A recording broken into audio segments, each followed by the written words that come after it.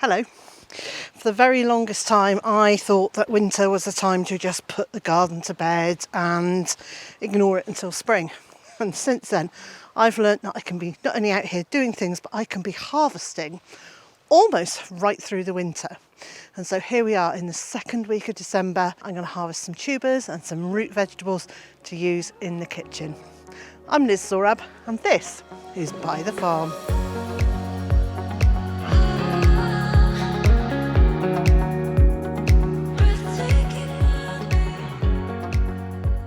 When I first started gardening in my own garden some 40 plus years ago, that sounds like a long time, I almost exclusively gardened with ornamentals. I grew a few runner beans, I had a go at growing tomatoes, but mostly I concentrated on ornamentals because that's what brought me most joy. And as time went on, I discovered just how much fun growing edibles can be, how satisfying and how much money we can save on supermarket prices. So I'm going to start here with a plant that actually I'm mostly just growing as ground cover. It's oca, or New Zealand yam, and they come from the Andes, and they're small colourful tubers, and the way to get the very best harvest from them is to let the frost knock back all of the foliage and then wait a couple of weeks and then dig down and see what you can find. So here we go, these are some very small ones. And then you can eat them as an alternative to potatoes. So cook them in all the ways that you would use potato, but you can also grate them raw into a salad. Mr. J and I have decided we're not actually huge fans of the taste of oca. And then friends have said, leave them on the windowsill for a couple of weeks because that makes the flavour change slightly. So we're going to do that and then try a couple, and if we still don't like them, I will bring them back out into the garden and replant them as ground cover in our beds for next year. And so from just one plant, I've got maybe 3 or 4 handfuls. Very happy with that. And so next in this bed, I can take those away. So those were cosmos plants. They can be in that direction. Leave them to break down over there. So here is a yacon, and much like the oca yacon, you wait until the frost has knocked back the leaves and then you harvest the tubers.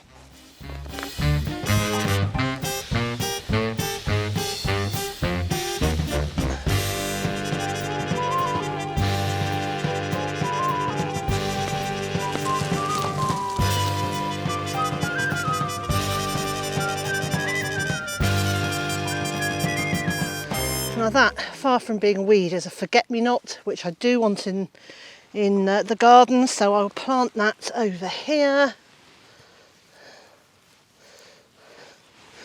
because that will provide a whole load of colour in the spring. And then, so I only had 1 yacon tuber in this bed because last year I harvested a whole load of them, took them down to the house in the wheelbarrow. I forgot I'd left them at the top of the steps. I was really sad. So this year they're going straight into the house. So this year I'm going to wash the soil away very quickly. Let's do that now. Thank goodness for wheelbarrows of water. So here we go. Here are the tubers. They have, I think, a slightly sweet taste to them. And then at the top are growing eyes. These are the parts I'm going to save to regrow next year. And here we have lots of tubers. Probably not as many as I would have liked, but that's not too bad. And at this end of the bed, I've got 3 celeriac. So I think I'll take this one. Now they are only fairly small, but that's fine. There's only 2 of us.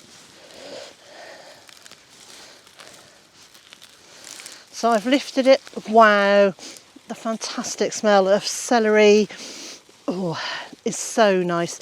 So this is actually celeriac, not celery, but the leaves smell very much. They've got that celery smell about them. And the great thing about celeriac is you can use the leaves as well as the roots. So I'm going to use the root and the leaves to make a whole load of stock today. Oh, yum. While I'm out in the garden, it's also a really good time to check on things like brassicas. So I'm really pleased to see that this purple sprouting broccoli is just starting to form its first floret. As yet, this one still hasn't formed enough of a head to be able to have an idea of when that might start being ready. But what I have noticed is plenty of signs of activities from caterpillars, which I find quite shocking, unless it's not caterpillars and it is in fact just pigeons, which it could be. So I'm just checking over to see if I can see any signs of caterpillar, which I can't see any caterpillar poop, so maybe it's pigeons. I can't imagine a slug will have got up this far, but who knows. This raised bed was planted up really very late this year, and in it I put some nasturtiums, all of which have been frosted. So I can either remove them or I can leave them in place to return their nutrients to the soil, which is probably what I'm going to do. On this side there was some mustards, Oriental Ruby Streaks, and then on the inside of those I planted some leeks. Now these are still looking very small, but I think I'm going to remove the mustard because mostly it has been frosted. The bits that haven't been frosted I will take in and use in the kitchen today. And then I'm going to come round and I'm just going to firm the soil around those leeks a little bit and allow them to grow on a bit further this year. And then I can harvest these as young leeks during the hungry gap. This bed, which is looking pretty forlorn, had another cosmos right in the middle of it. And I am going to move that out of the way just so it becomes easier to work in this bed.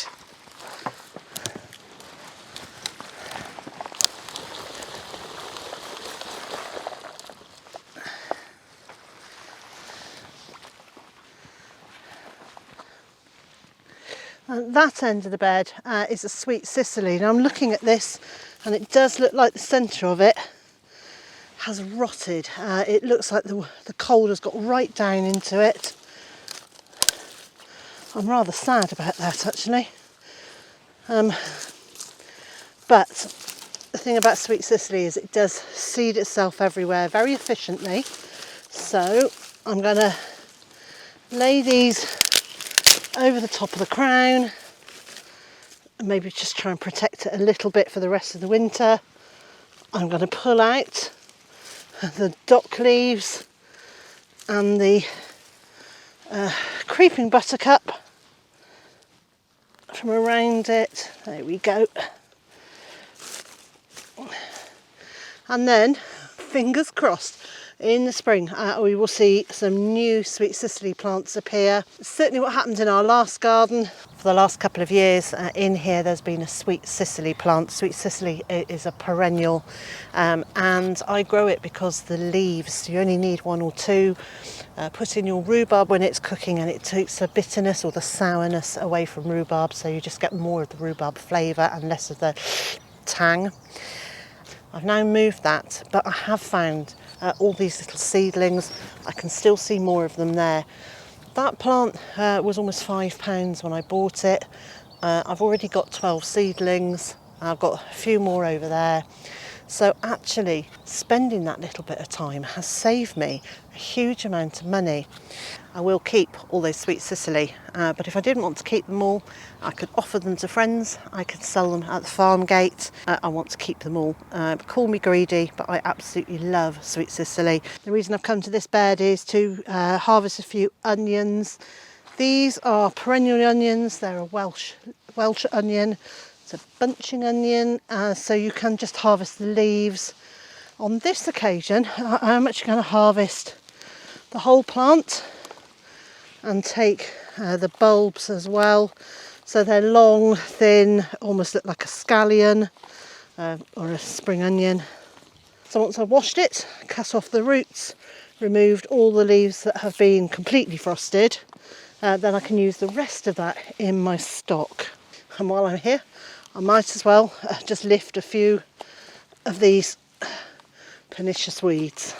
I leave the weeds on the ground, roots up, and then I'll come along at a later moment when they've dried out or died off, scoop them all up. And I only put them into the compost heap if I'm absolutely sure they're dead. If not, I put them into a bucket with a whole load of water and let them rot down in the water, and then that water becomes a really good liquid feed next year. So my bucket is beginning to fill up. I'm going to add a homegrown swede, a rutabaga. It's not huge, but it'll be fine for adding flavour to the stock. And maybe some parsley.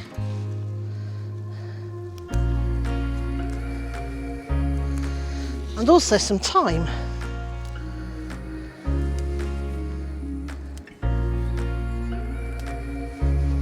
Yum.